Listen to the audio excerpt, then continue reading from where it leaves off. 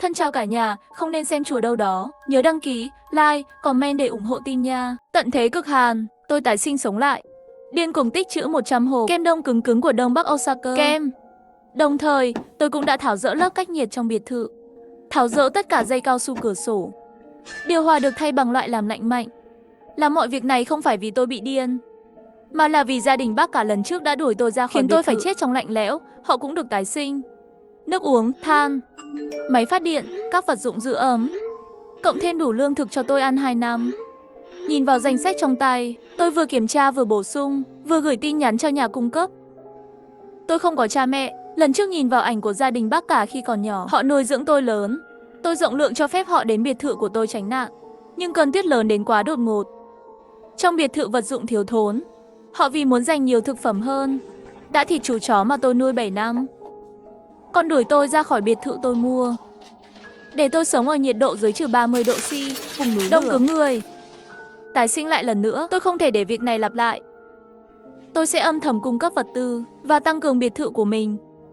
Lần này tôi sẽ nhìn những kẻ bạc ơn sống như thế nào, không lặp lại lỗi lầm của kiếp trước. Tôi lấy ra chìa khóa, định bước vào căn nhà tôi thuê ở trung tâm thành phố. Nhưng ngay lúc đó, tôi nghe thấy một tiếng động lạ bên trong. Ban đầu tưởng là trộm, định gọi cảnh sát, nhưng âm thanh bên trong lại quá quen thuộc. Tiếng nói này dù có biến thành tro, tôi vẫn nhận ra chính là gia đình bác cả kiếp trước đã hại tôi chết. Họ có chìa khóa nhà tôi, họ thường xuyên mượn máy nhà tôi, họ quen thuộc hơn nhà của chính mình. Trước đây, tôi lúc nào cũng ngại vì họ đã nuôi dưỡng tôi nên không nói gì. Nhưng bây giờ, tôi chỉ còn lại thù hận với họ. Định vào cửa, nhưng nghe thấy cuộc đối thoại khiến tôi không thể bình tĩnh. Hương Nhi, cái này. Ông Lưu chủ siêu thị nói với tôi. Nó đã đặt hẳn 200 hộp mì tôm. Còn nghe nói nó đã liên hệ với công ty trang trí, đặt mua một đống vật liệu cách nhiệt. Chắc hẳn nó cũng đã tái sinh. Nếu không thì làm sao có thể ăn nhiều mì tôm đến vậy. Đang nói là vợ bác cả. Lời nói của bác làm tôi rùng mình, mải mê nghe từ ngoài cửa. Không ngờ họ cũng tái sinh. Giờ phải làm sao đây? Kiếp này chắc hẳn là muốn lẩn tránh một mình. Nhìn chúng ta bị đóng băng chết. Thật là một kẻ được nuôi dưỡng bao nhiêu năm, mà không biết ai là người đã ném tôi ra ngoài tuyết đến chết. Không biết là ai trong kiếp trước. Hay là làm như vậy, chúng ta sẽ dùng chiêu này. Hắn chắc chắn sẽ tích trữ rất nhiều vật dụng. Biệt thự lớn của nó cũng sẽ được cải tạo, tăng cường. Đợi hắn làm xong mọi thứ, chúng ta sẽ đuổi nó ra khỏi biệt thự như kiếp trước. Lòng dần dần lạnh lẽo. Kiếp trước hại tôi một lần, kiếp này còn muốn lặp lại lần nữa. Tôi muốn vào bóc trần họ, nhưng kết quả chỉ sẽ là cả hai bên đều thua. Họ biết sự thật, chắc chắn sẽ chuẩn bị từ trước. Lúc đó tôi không thể báo thù được, mà còn làm họ hưng phấn hơn. Lại một lần nữa hại tôi, cần phải nghĩ thêm cách khác. Đang nghĩ như vậy, tôi giả vờ không có chuyện gì, mở cửa vào. Gia đình bác cả giật mình, nhưng họ hoàn toàn không có một lời xin lỗi. Tại sao lại quay lại muộn như vậy? Chúng ta đói rồi. Vợ bác cả phàn nàn. Cứ như thể tôi là ầu xin. Đợi một lát, cháu sẽ dẫn hai người đi ăn. À, bác cả, có vài chuyện muốn hỏi bác. Có thể cho cháu mượn 500 phải không không? Nghe được câu này của tôi, vợ bác cả lập tức nổi giận. Còn là người không? Mua biệt thự to như vậy mà còn mặt dày mượn tiền của chúng ta. Cố nhiên lấy tiền của hắn còn khó hơn việc vặt lông gà. Căn biệt thự này cháu đã mua tiền mặt, hiện tại đã hết tiền. Cháu muốn cải tạo căn biệt thự này. Nói mập mờ như vậy khiến gia đình bác cả tin tưởng vào việc tôi tái sinh. Tự cháu suy nghĩ cách đi, chúng ta không có một đồng nào. Vợ bác cả vừa nói xong đã xòe tay lên. Tôi cũng bắt chước họ xòe tay lên, với tâm trạng thất vọng. Được rồi, nếu bác không có tiền thì cháu tạm thời không trang trí biệt thự, đợi khi nào cháu có tiền nhàn rỗi rồi nói tiếp. Nghe tôi không giả vờ nữa, nhà bác tôi lại bắt đầu lo lắng. Dù sao biệt thự của tôi tuy sang trọng, nhưng tôi mua nó để tránh nóng. Về mặt giữ ẩm thì không được tốt lắm, kể cả khi có điều hòa nóng vào mùa trước. Ở trong nhà tôi vẫn cứ run cầm cập. Này, đừng kỳ kèo nữa, bác ủng hộ cháu. Tiền này bác đã chuyển cho cháu rồi. Bác tôi lấy điện thoại ra để chuyển tiền. Bác gái bên cạnh nhìn mà khó chịu. Hai người nhìn nhau một lát, cuối cùng thì bác gái cũng chịu thua. Không lâu sau, tôi nhận được thông báo chuyển tiền. Có khoản tiền này, tôi lại có thể chuẩn bị thêm vật tư. Dù có thể vay được hàng triệu từ ngân hàng, nhưng ở kiếp trước, tôi và nhà bác tôi chắc cũng không sống được lâu. Ai biết tận thế này sẽ kéo dài bao lâu. Đến lúc đó mà phải trả nợ thì không hay đâu. Cảm ơn bác. Dạo này cháu cũng đã nghĩ thông rồi. Anh Tăng không phải lúc nào cũng muốn cháu cho anh ấy biệt thự sao? Đợi một thời gian nữa, cháu sẽ tặng biệt thự cho anh Tăng làm quà cưới. Dù sao cháu cũng không định kết hôn, giữ lại cũng chẳng có ích gì. Câu này của tôi đúng lúc chạm vào nỗi niềm của gia đình bác tôi. Chắc chắn họ nghĩ giống tôi. Ai biết tận thế này sẽ kéo dài bao lâu.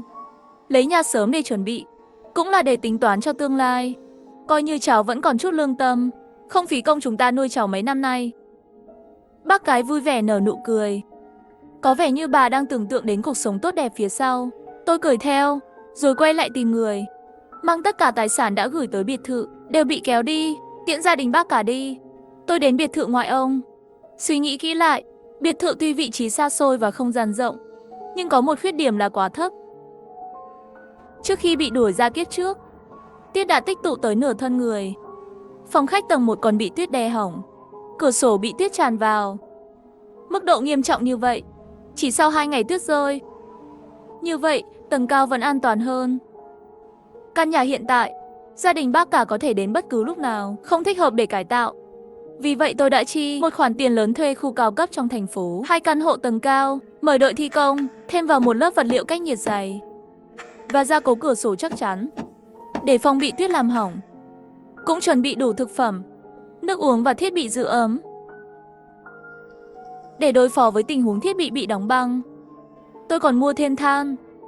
Để tránh gây sự chú ý, tôi tự mình vận chuyển lên mấy chuyến, khiến tôi mệt gần chết. Nơi sinh tồn của mình đang được bố trí một cách rầm rộ. Cả trong nhà cũng vậy, tất nhiên cũng phải cải tạo lại. Tôi mời đội thi công, yêu cầu làm lại mặt ngoài tòa nhà trong thời gian ngắn nhất. Làm kiểu như vàng bao bọc bên ngoài, bên trong lại tồi tệ, cứ để gió thổi là đổ sập. Các thợ xây nghĩ tôi bị điên. Có ai lại phá hỏng biệt thự mình vất vả mua vậy chứ? Nhưng khi thấy tôi trả lương gấp 3 lần, họ cũng không hỏi nhiều nữa. Cùng lúc, tôi thay toàn bộ điều hòa trong biệt thự thành loại tiết kiệm điện. Gỡ bỏ hết các thanh cao su ở khe cửa sổ, không thể đóng kín được, dù thế nào cũng không thể đóng kín được. Làm xong tất cả những việc này, tôi đã chụp lại cảnh thi công và gửi một bài đăng chỉ gia đình bác cả có thể nhìn thấy. Cải tạo biệt thự thật tốt, sau này sẽ không còn sợ gió tuyết nữa. Chẳng mấy chốc, bác cả đã gửi vài cái like trong phần bình luận. Sau khi làm xong tất cả, tôi vào trung tâm, bất ngờ nhận được cuộc gọi của bác gái. Hương Nhi, không phải nói sẽ chuyển nhượng nhà cho anh trai con sao? Nhanh lên đi, anh còn muốn nhân dịp vài ngày này cùng bạn gái tương lai kết hôn. Tôi nghe mà chỉ thầm cười lạnh trong lòng. Có đến mức khẩn trương vậy sao? Thật là một gia đình xấu xa, không chỉ âm mưu cướp tài sản của mà còn muốn hại chết tôi. Bác gái, mấy ngày này cháu bận cải tạo nhà, để sau một thời gian nữa nhé. Bác yên tâm, nhà này cháu nhất định sẽ chuyển cho anh họ. Dù sao hai bác nuôi cháu cũng vất vả, biết vậy là đủ rồi. Nói thẳng ra mà nói, cháu chính là cướp hết cơ hội của anh trai. Nếu không thì đại học danh giá hiện giờ của cháu và công việc lương cao này đều là của anh cháu. Cháu cũng nên trả lại cái nợ này. À, nhớ mua thêm đồ ăn cho biệt thự nhé. Phòng khi cắt cỏ xong sẽ gặp rắc rối. Tôi không thể không trợn mắt lên trời, chỉ trả lời qua loa vài câu rồi tắt máy. Lúc này, tôi đột nhiên thấy trong tủ đông một thùng Osaka Đông Bắc. Một thùng 30 cái, giá tốt, chất lượng ổn, còn bổ sung năng lượng. Trong cái lạnh giá này cũng không lo bị tan chảy. Thế này phải tích trữ ít nhất 100 thùng để gia đình bác cả ăn đủ. Đã đặt hàng với ông chủ, tôi đang chuẩn bị quay lại biệt thự để kiểm tra lại. Bỗng nhiên thấy một người phụ nữ lạ mặc áo khoác dạ, không biết từ lúc nào đã xuất hiện trước biệt thự của tôi, đá mạnh một cú vào con chó của tôi. Tôi lập tức nổi giận. Con chó của tôi đang nằm yên tĩnh trong sân. Cô ta không nói gì đã đá nó. Cô ta có ý gì? Cô làm gì vậy? Tôi bước lên đẩy cô ta ngã mạnh xuống đất và phát ra tiếng thét thảm thiết. Ngay sau đó, một cái tát mạnh vào mặt tôi. Mày dám đẩy vợ tao? Tôi bị đánh đến choáng váng, mắt còn chưa mở, nhưng tôi đã nhận ra tiếng người đánh tôi. Ngoài anh họ tôi ra thì ai nữa? Tôi hỏi anh ta tại sao đá con chó của tôi, tại sao tôi không thể đẩy cô ta, và tại sao các người lại xuất hiện ở nhà tôi. Đây là xâm nhập trái phép. Nhà của các người, trò cười. Đây là nhà của tôi đưa vợ tôi đến xem có vấn đề gì. Anh họ tôi nhìn tôi như thế không hiểu gì. Tôi không muốn cãi nhau với anh ta, mày có bị điên không? Đây là nhà tôi đã mua. Mày mua là của mày hả? Chuyện tốt như thế này ở đâu có? Mày là kẻ lừa đảo. Ba mẹ tao vất vả nuôi mày lớn. Tiền kiếm được thì phải nộp chứ, nhà mày mua cũng là của gia đình thôi. Thấy anh họ tôi mặt dày vô sỉ như vậy, tôi không muốn tranh cãi thêm nữa. Đang định đuổi họ đi, thì bỗng dưng cô gái kia hét lên, Hương Nhi. Là mày sao? Tôi ngẩng đầu lên, gương mặt của người phụ nữ dần rõ ràng. Không phải chính là cô gái từng bắt nạt tôi hồi cấp 2 sao? Sử Chân Hương à, nỗi nhục hôm đó tôi đến giờ vẫn không thể quên. Tôi đã gia nhập đội thể dục. Cô ta lừa tôi nói là sẽ tạo cho tôi một bất ngờ, rồi bịt mắt tôi lại. Sau đó, cô ta dẫn tôi đến hội trường dưới ánh mắt của mọi người. Trước mặt mọi người, cô ta đã lột quần tôi. Tiếng cười nhạo và tiếng chụp ảnh dường như vẫn văng vẳng trong tai tôi. Nhiều năm qua, mỗi lần nghĩ lại chuyện này, cơ thể tôi lại không ngừng run rẩy. Còn những chuyện lớn nhỏ khác đều là vô số. Chúng đã trở thành nỗi ám ảnh không thể xóa nhòa trong lòng tôi. Ám ảnh tâm lý, thật sự là yêu thương mà. Không ngờ cô em gái này chính là mày à? Thật là không vui, để lộ vẻ mặt khinh bỉ. Tôi thấy anh họ đứng bên cạnh, giọng nói run rẩy. Tôi nhớ là tôi đã nói với anh, cô ta là người từng bắt nạt tôi, nhưng chưa kịp nói gì thì anh họ tôi thờ ơ nói. Bắt nạt mày sao? Mày bị bắt nạt à? Nếu không bị bắt nạt, chẳng phải mày đáng bị đánh sao? Mày thật đáng đời. Ngay sau đó, anh họ lập tức thay đổi thái độ, ôm lấy Sử Chân Hương, dịu dàng an ủi. Bà xã yêu quý, chắc là con chó này làm em sợ đúng không? Chồng sẽ nấu nó cho em bồi bổ. Nói xong, anh họ tôi liền đá mạnh vào đầu con chó của tôi. Kiếp trước, cảnh tượng con chó của tôi bị ngược đãi lại hiện lên trong đầu tôi. Nhưng lần này, tôi sẽ không để họ bắt nạt tôi thêm một chút nào nữa. Con chó của tôi sẽ xử họ. Con chó của tôi là một con chó sa bì. Kiếp trước, con chó của tôi không có gì ăn, nó đòi đến mức bị bác cả bắt ăn. Nhưng lần này, nó ăn no nê. Lực chiến đấu của nó khỏi phải nói. Khi nhận được lệnh của tôi, nó lập tức xông vào cắn chân hai người kia. Hai người bị cắn đến la phái, giống như hai con chó điên, hoảng loạn bỏ chạy. Chẳng mấy chốc họ đã rời khỏi biệt thự của tôi. Còn tôi thì vui vẻ dắt con chó của mình và cùng với Tiểu Trúc trong biệt thự. Cũng vừa lúc ông chủ của Đông Bắc Osaka đến. Cô gái, dù cô có thích ăn đến đâu cũng không thể mua như thế này. Ăn không hết thì làm sao? Tôi bịa ra một lý do, bảo ông chủ dỡ hàng rồi nhanh chóng đi. Đang định nghỉ ngơi trong biệt thự một đêm, bỗng tôi cảm thấy một làn hơi lạnh. Tôi sững sờ một lúc, tôi vội vàng chạy ra ngoài. Thật lạ, bầu trời trước đó còn hơn 30 độ. Bỗng nhiên tuyết bắt đầu rơi. Chết rồi, ngày tận thế sao lại đến sớm thế? Đúng lúc này, từ xa truyền đến tiếng động cơ. Xe của bác cả lao tới. Chắc chắn rồi, lần này kế hoạch của tôi hoàn toàn bị phá hỏng. Tôi định chuồn đi, nhưng xe của bác cả đã dừng lại trước mặt tôi. Bác cả, bác gái, anh họ và Sử Chân Hương cùng bước xuống. Khi anh họ và Sử Chân Hương nhìn thấy tôi, giận dữ hiện rõ trong mắt họ. Nhưng khi nhìn thấy con chó của tôi bên cạnh, họ không khỏi lùi lại một chút. Bác gái thì không ngần ngại, ngay lập tức chỉ vào mũi tôi mà mắng. Mày dám thả chó cắn tao, con trai và con dâu. Lâu nay đã ghét con chó thối này rồi. Cũng may trời lạnh, nấu nó đi, làm món lẩu chó cho chúng ta ấm người. Tôi lạnh lùng nói. Chó có ăn lẩu không? Chó của tôi có rất nhiều. Bác gái vừa định tiến lên dạy dỗ tôi thì bị bác cả ngăn lại. Chỉ thấy bác cả nở một nụ cười hòa nhã và hỏi. Hương Nhi, trong nhà có bao nhiêu đồ dự trữ vậy? Tôi làm vẻ mặt cảnh giác nhìn họ. Hỏi cái này làm gì? Đủ dùng hàng ngày thôi. Chưa kịp nói hết câu, gia đình bác cả đã chen vào. Khi nhìn thấy đầy ắp hộp giấy trên đất, họ háo hức đi tới, lấy đồ trong đó ra xem. Khuôn mặt của từng người đều sa sút. Đây là cái gì? Kem Đông Bắc Osaka à? Ngọt ngọt, ăn ngon đấy. Cứ tự nhiên ăn đi, cái này ăn thoải mái.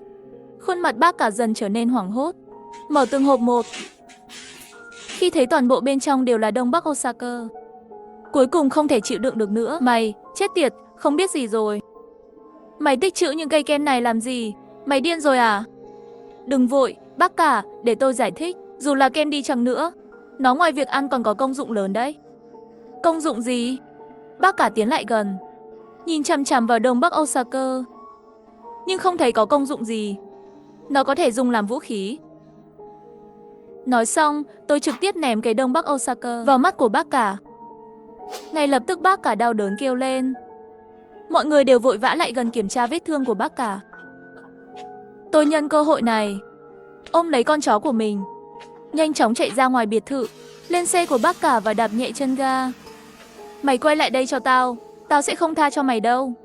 Phía sau truyền đến tiếng chửi rủa giận dữ của gia đình bác cả. Họ cố gắng đuổi theo tôi, nhưng tuyết rơi càng lúc càng lớn. Cơn gió mạnh thổi khiến họ liên tục lùi bước. Cuối cùng họ không chịu nổi, vội vã chạy vào nhà.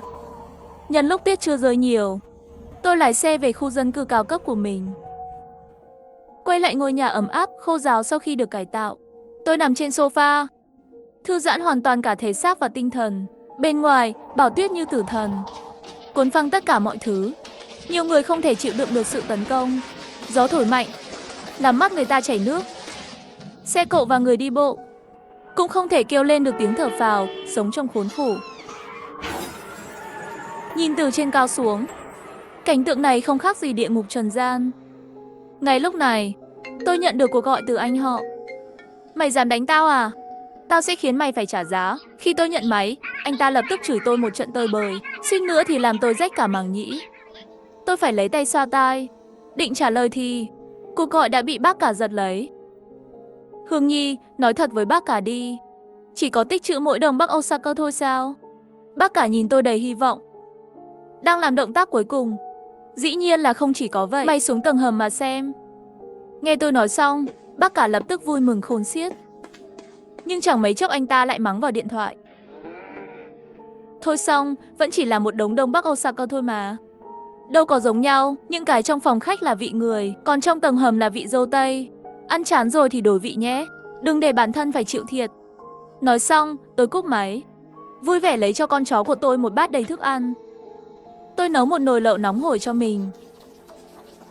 Bất chợt tôi nhớ về kiếp trước, trong cái lạnh buốt của tuyết và băng giá. Trước khi chết vì đóng băng, tôi cảm nhận được sự ấm áp, nước mắt tôi cứ thế chảy ra. Cuộc sống thật tuyệt vời, không phải chịu đói còn tuyệt hơn. Đột nhiên tôi nghĩ đến các camera giám sát trong biệt thự. Mở lên xem, thì thấy bác cả đang vội vã đi lại trong phòng khách. Bác gái gọi điện cho tôi liên tục, miệng thì vừa chửi tôi là loại bẩn thỉu. Giống như vậy, các kiểu bẩn thỉu. Rồi lại khóc nức nở, chỉ trách tôi sao lại làm thế, đánh anh họ một trận. Anh không phải nói trong này có nhiều đồ ăn sao? Sao lại toàn là kem thế này? Biết thế tôi không đến với anh rồi. Anh họ nhìn vợ bé nhỏ của mình, khóc thảm thiết như vậy, thương xót đến tận cùng, vừa dỗ dành vừa mắng tôi. Mày thật là một con sói trắng, có bản lĩnh thì mày tự đi ra ngoài, đừng bao giờ quay lại, nếu không tao sẽ không tha cho mày đâu, con phải nấu con chó của mày ăn nữa. Cười chết, bây giờ còn nghĩ tôi sẽ quay lại à? Tôi giơ điện thoại lên, quay một đoạn video lẩu nóng hổi, đăng lên WeChat.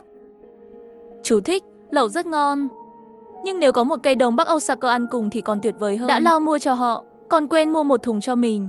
Anh họ là người đầu tiên nhìn thấy bài đăng, vội vàng nhảy dựng lên, lại gọi điện cho tôi. Lần này tôi quyết định bắt máy. Mày đang ở đâu? Dĩ nhiên là ở nhà rồi. Giọng tôi lười biếng khiến anh họ tôi trong camera giám sát có thể thấy. Anh ta đấm xuống sàn. Mau mang đồ ăn về đây, nếu không đừng gọi tao là anh nữa. Chị ơi!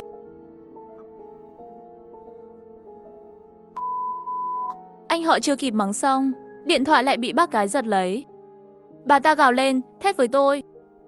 Hương Nhi, chúng tôi đã vất vả nuôi con lớn, mà con lại báo đáp chúng tôi như vậy sao? Lương tâm con bị chó ăn rồi à? Mau mang đồ ăn về cho chúng tôi, nếu không, con sẽ gặp của báo đấy. Tôi nghĩ rằng, hành động đuổi người ra ngoài trong cơn bão tuyết thế này chắc chắn sẽ gặp của báo. Cuộc gọi để chế độ loa ngoài. Tôi nói xong câu này, cả gia đình anh họ hoảng hồn, run rẩy. Mày sao lại biết được? Bác gái run rẩy hỏi.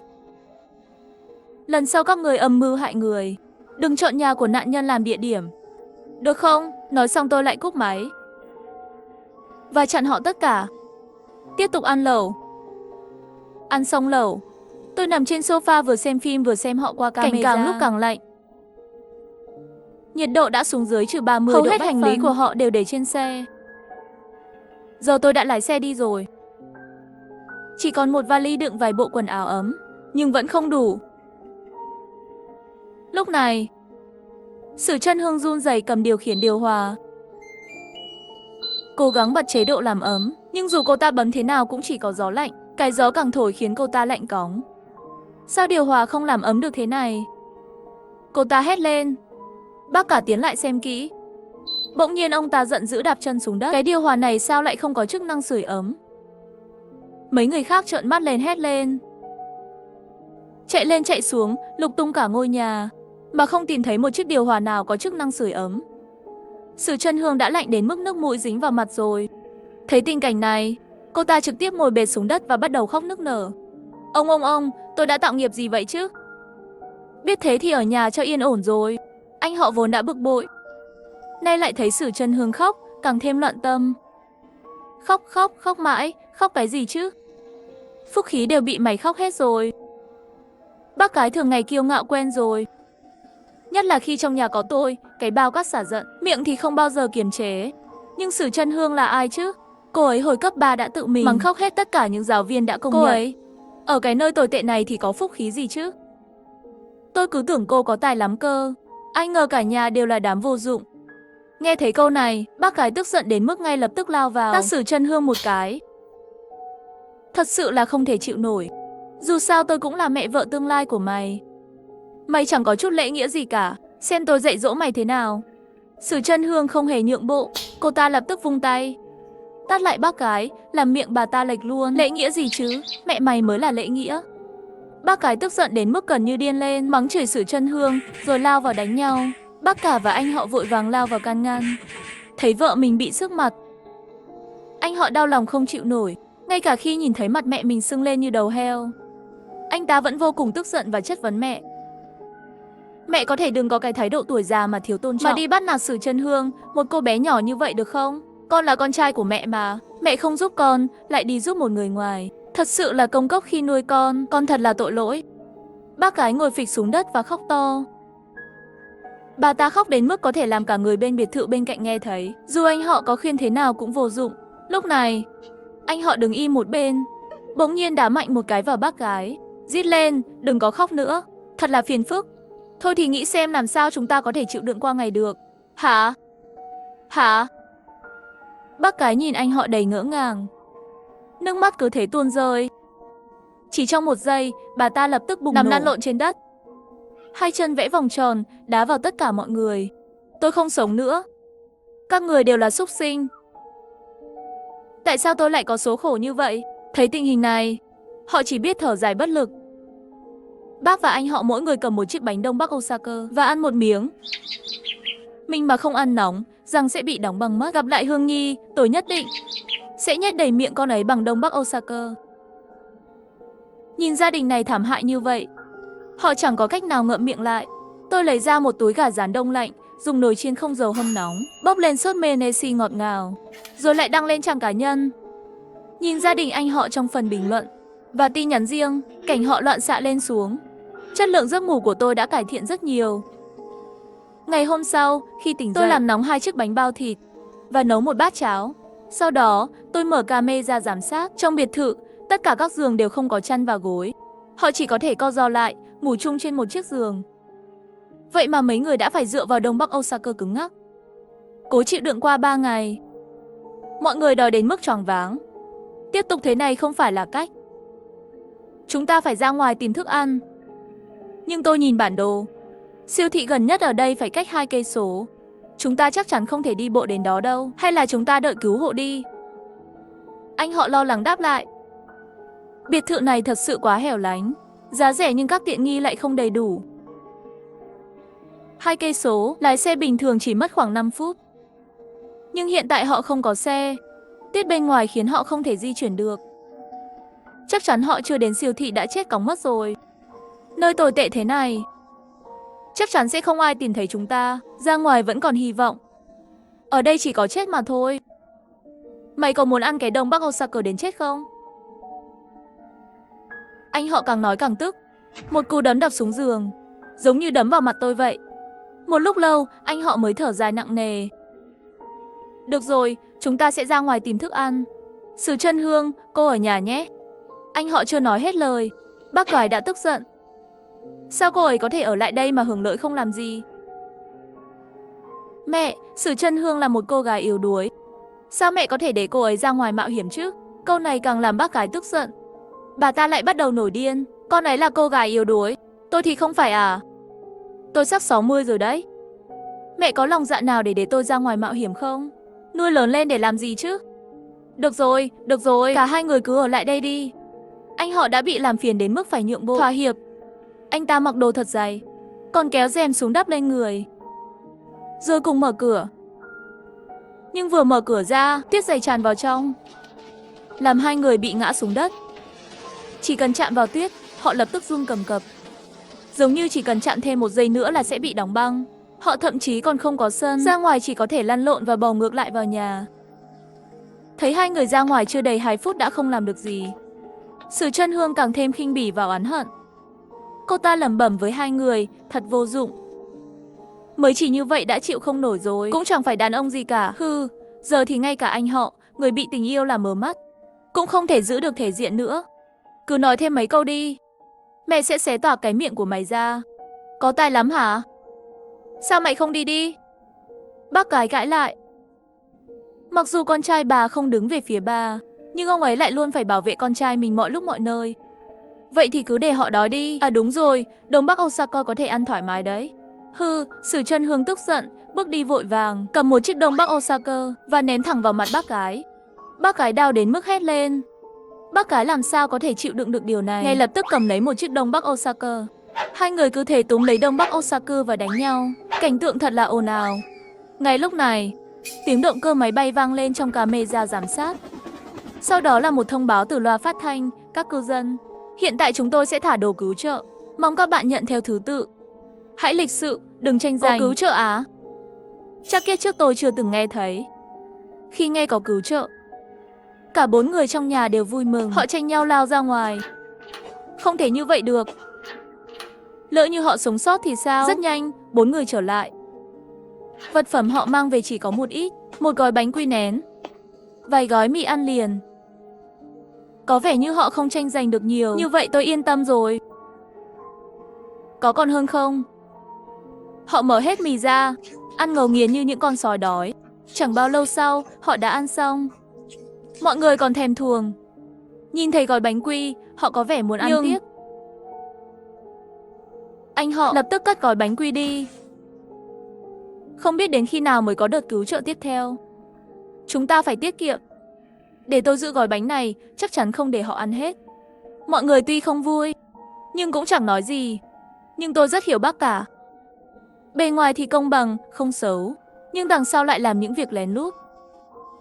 Quả nhiên, tối hôm đó, khi mọi người đều đã ngủ, bác cả lén lút xuống giường, lôi một miếng bánh quy nén ra ăn. Đây là một vở kịch hay, làm sao có thể để gia đình tốt của ông ta bỏ qua. Tôi lập tức nhấn nút cảnh báo trên camera. Chỉ 1 giây thôi, cũng đủ khiến những người ngủ nông thức dậy. Khi bác cả còn chưa kịp phản ứng, 3 cặp mắt đã đổ dồn vào ông ta. Sao lại ăn một mình như vậy? Anh họ tức giận, lập tức giật lấy gói bánh quy nén. Mặc dù bác cả bị phát hiện, nhưng ông vẫn cứng miệng nói, tôi ăn vài miếng thì sao? Tôi là bố mày. Tôi là trụ cột của gia đình. Tôi muốn ăn bao nhiêu thì ăn bấy nhiêu. Mày còn dám giã huấn tôi à? Nói xong, anh họ giơ tay lên định tát bác cả một cái.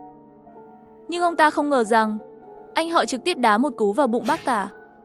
Anh họ cao lớn, bác cả đã gần 60 tuổi rồi. Một cú đá xuống, bác cả bay ra ngoài, ngã xuống đất, bất tỉnh. Bác cái sững sờ, cô ta vừa khóc vừa đấm vào vai anh họ. Đó là bố mày mà. Sao mày dám đối xử với bố mày như vậy? Trên mặt anh họ cũng có chút áy náy. Nhưng Sử Chân Hương bất ngờ nắm tay anh họ. Cô ấy kiễng chân và thì thầm vào tai anh họ. Ngay sau đó, anh họ có vẻ đang đấu tranh trong lòng. Cuối cùng, anh ta dường như đã quyết định. Anh ta bước tới, bế bác cả và đi về phía cửa. Lúc này, bác cả đã tỉnh lại. Thấy vậy, ông ta hoảng hốt la lên. Mày làm gì thế? Tôi là bố mày. Thả tôi ra. Xin lỗi. Ông già rồi, tuổi tác lớn rồi. Bây giờ là lãng phí tài nguyên. Ông cứ coi như làm điều cuối cùng cho con trai ông đi. Sau này tôi sẽ quỳ lạy xin lỗi ông. Sử Chân Hương đi tới, mở cửa. Anh họ chuẩn bị ném bác cả ra ngoài. Bác cái khóc lóc, ngăn anh họ lại. Chúng ta không còn cách nào khác. Không thì tất cả chúng ta sẽ chết. Mẹ giúp tôi lần này. Sau này tôi sẽ đối tốt với mẹ. Xin mẹ đó, mẹ. Khi anh họ nói vậy, bác cái đứng sững lại. Lực tay bà ta cũng buông lỏng. Bà ta quay người đi, không nhìn cảnh tượng tàn nhẫn này nữa. Các người đều là súc sinh. Tao mà thành quỷ, tao cũng sẽ không tha cho các người. Bác cả hét lên và bị ném ra ngoài tuyết. Cửa bị đóng lại, giống như kiếp trước tôi bị ném ra ngoài vậy. Âm thanh đập cửa và tiếng kêu của bác cả vang lên bên ngoài, nhưng âm thanh nhanh chóng yếu dần, cuối cùng biến mất trong gió tuyết thét gào. Bác cái khóc nức nở. Ông, tôi xin lỗi. Anh họ đi đến và ôm lưng bác gái. Anh ta thì thầm, mẹ yên tâm, con sẽ chăm sóc mẹ tốt. Bác gái gật đầu, có vẻ như đã chấp nhận, nhưng ngay sau đó, anh họ bất ngờ ôm bác gái lên và ném bà ta ra ngoài. Tôi hoảng sợ đến mức làm rơi điện thoại. Tôi không thể ngờ rằng anh họ lại có thể làm đến mức này. Anh ta tàn nhẫn với cả cha mẹ ruột của mình. Bên ngoài lại vang lên tiếng kêu của bác gái. Âm thanh dần yếu đi cho đến khi biến mất. Địa ngục trống vắng, ác quỷ trên trần gian. Tôi cảm thấy sợ hãi và khó chịu. Vì vậy tôi bắt đầu giảm bớt việc xem camera giám sát. Chó con đã lâu không được ra ngoài dạo chơi. Lúc này nó nhìn tôi với vẻ buồn bã. Những ngày qua tôi chỉ lặp đi lặp lại việc ăn, ngủ và xem phim. Ngày xưa tôi rất ngưỡng mộ cuộc sống ăn rồi ngủ, chỉ ăn và ngủ thôi. Nhưng khi tôi trải qua nó, tôi nhận ra cuộc sống như vậy không phải là cuộc sống của con người. Cả người tôi như muốn phát điên. Không biết cuối tuần là lúc nào nữa. Một tuần lại trôi qua thêm một lần. Tôi lại mở camera giám sát. Họ lại giành được một lần cứu trợ. Lần này chỉ có 2 người. Họ giành được ít hơn. Chỉ có một gói mì ăn liền. Bánh quy nén đã hết từ lâu. 2 người chia mì ăn liền ra làm đôi. Họ vô cảm mà nhét vào miệng. Có lẽ sẽ như vậy thôi. Dù sao tôi cũng được ở cùng Sử Chân Hương.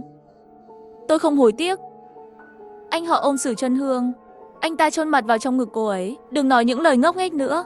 Chúng ta nhất định sẽ vượt qua được. Em cứ ngủ đi. Sử Chân Hương vuốt tóc anh họ. Và anh họ yên tĩnh ngủ trong vòng tay cô ấy. Em yêu, em yêu. Thấy anh họ lâu không tỉnh, Sử Chân Hương đột nhiên lộ ra ánh mắt đầy ác ý. Ai muốn đi cùng mày chứ? Tao nói cho mày biết, tao phải sống thật tốt. Ngay sau đó, Sử Chân Hương bất ngờ cởi đồ của anh họ, để anh ta chìm trong giấc ngủ giữa cái lạnh vô tận. Mê mông, ấm áp quá. Sử Chân Hương, chúng ta đã được cứu rồi sao? Đột nhiên anh họ nở một nụ cười hạnh phúc. Nhưng mí mắt vẫn không mở. Tôi biết đó là dấu hiệu của cái chết đang đến gần. Tôi sao có thể để mày mãn nguyện như vậy? Những việc mày đã làm với tôi hồi cấp 2, mày xứng đáng bị lăng trì vạn lần. Ngay lập tức, tôi lại nhấn nút báo động trên camera. Tiếng còi vang lên chói tai, lần này tôi để cho nó vang khắp cả căn phòng. Có chuyện gì vậy? Sử Chân Hương giật mình. Cô vội vàng tìm kiếm nguồn gốc của âm thanh. Anh họ cũng bị tiếng còi sắc nhọn đánh thức. Anh ta mở mắt một cách mệt mỏi. Ngay sau đó, anh ta tỉnh táo lại, lập tức mặc đồ vào. Cuối cùng, anh họ nhìn chằm chằm vào Sử Chân Hương. Sao mày lại cởi đồ của tao? Mày có biết tao sẽ chết ở đây không? Mày không phải nói sẽ ở bên tao suốt đời sao? Không phải nói dù có chết cũng sẽ ở bên tao sao? Sao mày lại phản bội? Tôi nhìn thấy anh họ đã hoàn toàn bị cơn giận lấn át. Ánh mắt đầy yêu thương không còn nữa, thay vào đó là sự căm ghét vô hạn. Mày nghe tao giải thích. Sử Chân Hương run rẩy vì sợ hãi. Cô muốn bỏ chạy, nhưng cô lại bị vướng vào một chiếc đông bắc Osaka trên sàn. Cô ngã nhào xuống đất. Tôi yêu mày đến thế, nhưng mày đã đáp lại tôi thế nào? Anh họ tiến lại gần. Anh ta nhặt chiếc đông bắc Osaka ở gần đó, đập mạnh chiếc bánh vào đầu Sử Chân Hương. 1 cái, 2 cái, 3 cái, đập vào Sử Chân Hương khiến cô hoàn toàn bất động. Tôi cầm điện thoại giám sát, tay tôi run rẩy. Đột nhiên, anh họ quay lại. Ánh mắt anh ta chằm chằm vào màn hình giám sát. Tôi và anh ta nhìn nhau. Tôi cảm thấy da đầu mình tê dại. Hương Nhi, em đang xem đúng không? Em thấy chúng ta tự làm hại nhau không? Chắc hẳn rất thú vị. Rồi anh ta phát ra một nụ cười rùng rợn. Cầm Đông Bắc Osaka lên, thực hiện một động tác như đang cắt cổ. Tao chắc chắn sẽ sống để tìm được mày. Tao sẽ khiến mày phải trả giá. Dù cách xa ngàn dặm, nhưng tiếng gầm như quỷ của anh ta vẫn khiến trái tim tôi suýt nhảy ra ngoài. Ngay lúc này, gió bão bỗng nhiên nổi lên mạnh mẽ. Tiếng cạch cạch vang lên, chói tai. Bỗng tôi nhận ra, không biết từ lúc nào, một bức tường của biệt thự đã bị bão tuyết thổi bay, để lộ ra một cái lỗ lớn. Chỉ trong chốc lát, bão tuyết đã tràn ngập sàn nhà khách. Như một phản ứng dây chuyền, toàn bộ bức tường bắt đầu đổ sập. Cả căn phòng không kịp tránh, bị một mảng tường lớn đè lên, ngã xuống đất. Cứu tôi! Nhanh lên cứu tôi! Tiếng gào thét đau đớn của anh họ vang lên trong camera. Nhưng tôi không kịp nhìn thêm nữa, vì camera lúc này đã ngừng hoạt động hoàn toàn. Một cảnh tượng tồi tệ, nhưng tôi lại cảm thấy trống rỗng. Ngay lúc này, tiếng động cơ máy bay lại vang lên.